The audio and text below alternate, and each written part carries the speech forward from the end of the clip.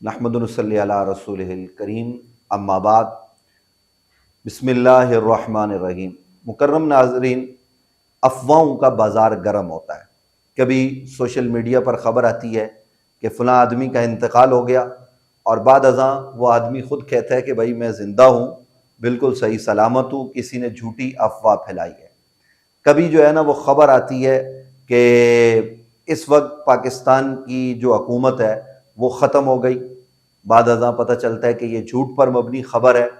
اسی طریقے سے مختلف خبریں یہ فیس بک پر اور دیگر جو سوشل سائٹس ہیں ان پر آتی رہتی ہیں، کبھی کسی ملک کے حوالے سے، کبھی کسی مذہبی تنظیم کے حوالے سے، جماعتوں کے حوالے سے، اور ظاہر ہے کہ یہ خبریں آگے بڑھانے میں بھی لوگ اپنا کردار ادا کرتے ہیں۔ اور پھر اس کے ساتھ ساتھ ایک گزارش یہ ہے کہ وہ مواد، یعنی کسی ایک آدمی نے کسی اہل بیت کے فرد کے خلاف بات کی، صحابہ کرام کے خلاف بات کی، کسی نے قرآن کے خلاف بات کی، کسی نے ازواج مطہرات کے خلاف بات کی، کسی نے نبی مکرم رحمت کونین صلی اللہ علیہ وسلم کی ذات کے خلاف معاذ اللہ کوئی بات کی، حضرات انبیاء کرام کے حوالے سے کوئی بات کی، قرآن کے حوالے سے کی، تو اس بات کو اوپر ہم لکھتے ہیں کہ ہزار لعنت ہو اس آدمی پر، اور نیچے اس کی گفتگو کو آگے بڑھا رہے ہوتے ہیں۔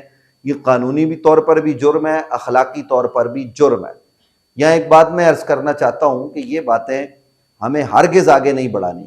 آپ دیکھتے ہیں کہ قرآن مجید برہان رشید نے گستاخان رسول کی مذمت کی ہے، صحابہ کرام نے ان کا قلقمہ کیا ہے کہ فلاں آدمی وہ شاتم رسول تھا، یہ کہہ کے حدیث نے بیان کیا ہے، لیکن کسی روایت میں کسی مقام پر بھی آپ کو وہ گستاخی کے الفاظ نہیں ملیں گے، اس لیے کہ نبی علیہ السلام کے صحابہ نے ان گستاخیوں کو روایت ہی نہیں کیا کہ وہ آج ہم تک پہنچتی، اور ہمیں کہ سوشل میڈیا پر ہر طرح کی چیز کو اٹھا کر ڈالتے ہیں اور سمجھتے ہیں کہ ہم مجاہد ہیں۔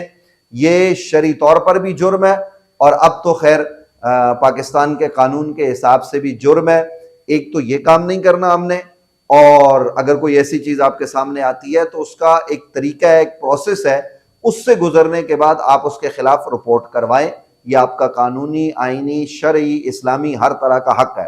اور اس کے ساتھ ساتھ وہ خبر جو تصدیق شدہ نہ ہو اس کو آگے ہرگز نہ پھیلائیں۔ اگر آپ کسی کی موت کی خبر چلاتے ہیں، اور بعض دوست مذاق میں بھی یہ کام کر جاتے ہیں، تو اگر اس کے گھر والوں تک یہ خبر پہنچے اور ان میں سے کسی پر کوئی مصیبت آن پڑے، ظاہر ہے کہ لوگ آج کل مریض ہیں، ہارٹ کے مسائل ہیں، کئی طرح کے، اور تو پھر اس کا ذمہ دار کون ہوگا؟ اس لیے خدا را ایسی خبریں جو جھوٹ پر مبنی ہوتی ہیں ان کو ہرگز آگے نہ پھیلایا جائے۔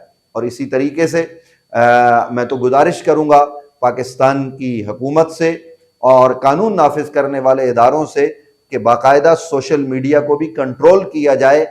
ہاں، اچھی بات، اچھی خبر، مثبت چیزیں وہ آگے بڑھانے میں کوئی حرج کی بات نہیں ہے، لیکن منفی چیزیں اس کا ہرگز جو ہے وہ استعمال بھی نہیں ہونا چاہیے، اور ان کو آگے بھی نہیں بڑھانا چاہیے۔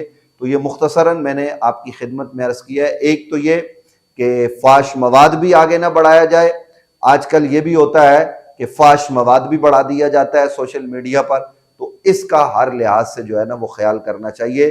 نہ ہی گستاخی والی بات آگے بڑھائی جائے، نہ فحش چیزیں آگے بڑھائی جائیں، اور نہ ہی غیر تصدیق شدہ کوئی خبر آگے بڑھائی جائے، اور نہ ہی مذاق میں کسی کو تنگ کیا جائے۔